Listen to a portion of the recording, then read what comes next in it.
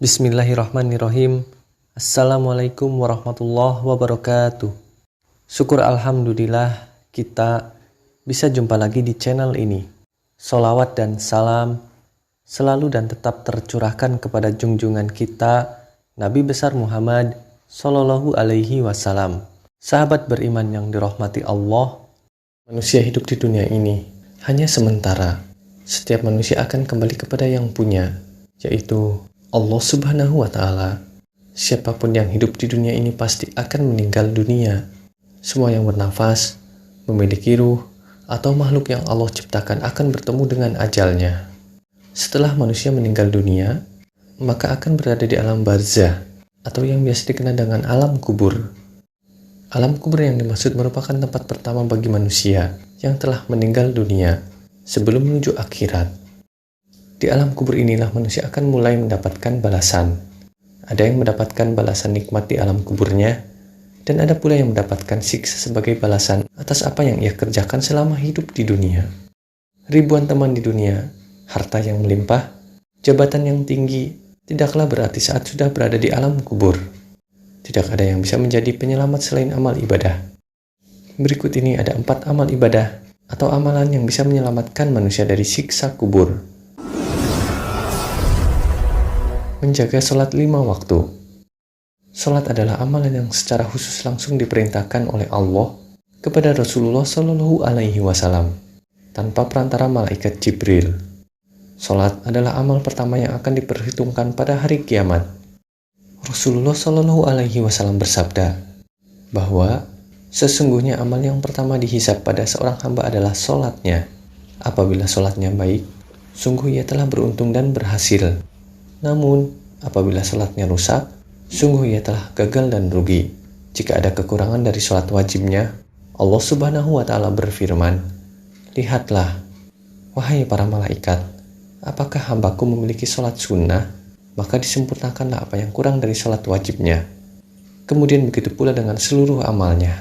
Hadis riwayat Tirmizi.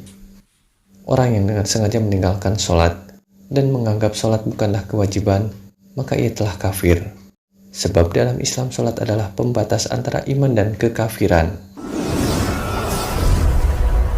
Yang kedua, sedekah. Sedekah tidak terbatas pada bentuk materi. Sedekah bisa dalam bentuk seperti menolong, mengajarkan ilmu agama, menyingkirkan batu atau ranting pohon yang ada di jalan. Sedekah mengandung banyak manfaat.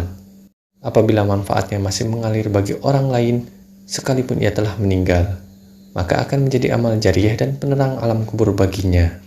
Rasulullah Shallallahu Alaihi Wasallam bersabda bahwa jika anak cucu Adam meninggal dunia, maka terputuslah semua amal perbuatannya kecuali 3 hal: sedekah jariyah, ilmu yang bermanfaat, dan anak soleh yang mendoakan orang tuanya.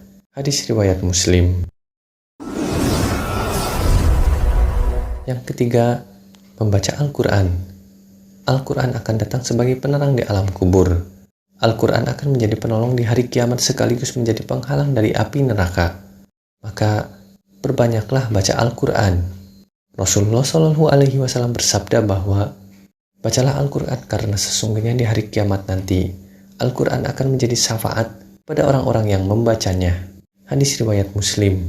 Selain hadis itu, dari Abdullah bin Mas'ud, ia berkata bahwa barang siapa membaca surah Al-Mulk setiap malam, maka Allah akan menghalanginya dari siksa kubur.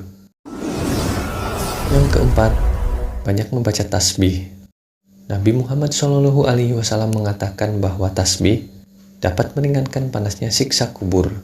Tasbih juga bisa membuat timbangan amal di hari kiamat menjadi berat.